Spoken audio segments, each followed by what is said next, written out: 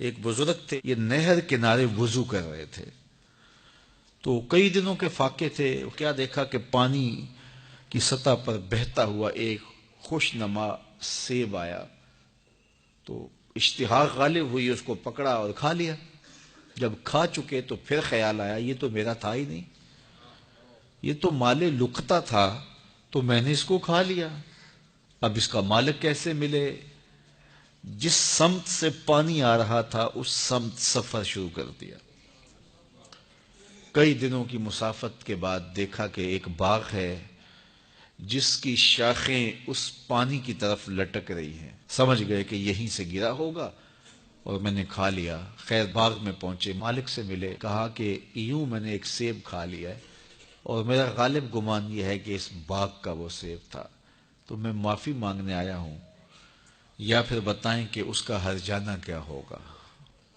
جب مالک باغ نے یہ بات سنی، وہ بھی صاحب نظر تھے، سمجھ گئے یہ تو کوئی در یگانہ ہے، یہ تو کوئی گوہر یکتا ہے، تو تیور بدل لیے۔ کہا ایسے تو نہیں معافی ملے گی۔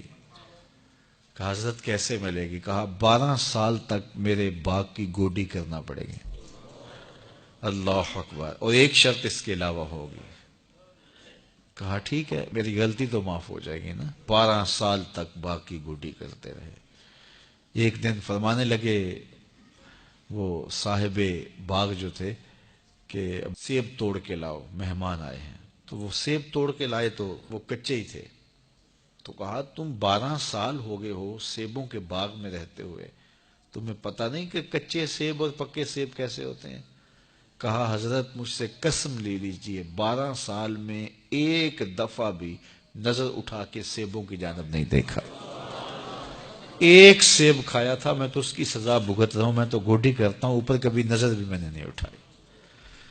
سینے سے لگا لیا، کہا ایک شرط تمہاری پوری ہو گئی، اب دوسری شرط ہے کہ میری ایک بیٹی ہے جو آنکھوں سے نابینا ہے، کانوں سے بہری ہے، بول سکتی نہیں، اور وہ اپاہج بھی ہے، چل بھی نہیں سکتی، اس سے تمہارا نکاح کرنا چاہوں گا، اگر تمہیں قبول ہے تو معافی ہو جائے گی۔ کہا ٹھیک ہے جی قبول ہے، میرا گناہ معاف ہو جائے، میں زندگی کاٹ لوں گا، کوئی بات نہیں ہے۔ خیر نکاح ہو گیا۔ کہا کہ یہ کمرہ ہے، یہاں آپ کی زوجہ آپ کی منتظر ہے۔ جب وہاں گئے تو ایک خوبرو دوشیزہ منتظر تھی، تو فوراً پلٹے کہ میں غلطی سے کسی اور کمرے میں آ گیا ہوں۔ پلٹتے ہوئے دروازے کی چوگاٹ سے سر پھٹ گیا، خون بہنے لگا۔ جب باہر آئے تو صحن میں پہنچے تو وہ بزرگ وہاں تھے۔ کہا کیا ہوا؟ کہ حضرت ایک غلطی کی سزا اتنی کاٹی، اب کہیں دوسری غلطی نہ ہو جائے۔ وہ تو کوئی اور ہے خاتون۔ کہا وہی تمہاری زوجہ ہے۔ تو میں بتاؤں کہ وہ بہری کیوں ہے؟ آج تک اس نے غیر محرم کی آواز نہیں سنی۔ تو میں بتاؤں کہ وہ بول کیوں نہیں سکتی؟ آج تک اس نے غیر محرم سے کلام نہیں کیا۔ اندھی اس طرح ہے، آج تک اس نے غیر محرم کو نہیں دیکھا، اور اپاہج اس طرح ہے، چل کے کبھی گھر کی دہلیز سے گئی نہیں ہے۔ تو اس خاتون کا جب نکاح ہوا اور پھر ان سے اللہ نے ان کو ایک بچہ دیا جس کا نام ہے الشیخ عبد القادر جیلانی۔ جب ماں باپ اس طرح کے ہوں تو بیٹے اس طرح کے ہی ہوتے ہیں۔ باپ کا لقمہ پاک اور ماں اپنی آبرو کی کیسی محافظہ، پھر در یگانہ اور گوہر یکتا جو پیدا ہوتا ہے وہ دین کی احیاء کرنے والا ہے، دین کی مردہ قدروں کو نئی زندگی دینے والا ہے۔ حضرت ملا علی قاری لکھتے ہیں کہ حضور غوث اعظم جب مجلس واعظ کرنے بیٹھتے تو 70 ہزار کا اجتماع آپ کے مجمع میں ہوتا، اور عمومی طور پہ اللہ کی رحمتوں کے حوالے سے بات کرتے، اور جس دن آپ اللہ کے قہر، غضب اور جلال کی بات کرتے کئی جنازے اٹھتے۔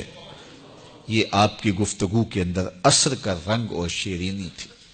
اللہ اکبر۔ تو باپ دیکھیے کہ رزق کے معاملے میں کتنا محتاط ہے، اور ماں دیکھیے اپنی عصمت کی کتنی حفاظت کرنے والی ہے۔ مائیں بچوں کی تربیت کرتی ہیں، ماؤں کے ذریعے سے پاکیزہ صفت بچے جنم لیتے ہیں۔ تو لہٰذا ماؤں کو اچھی تربیت کا حامل ہونا چاہیے تاکہ وہ آگے اچھی تربیت خود کر سکیں۔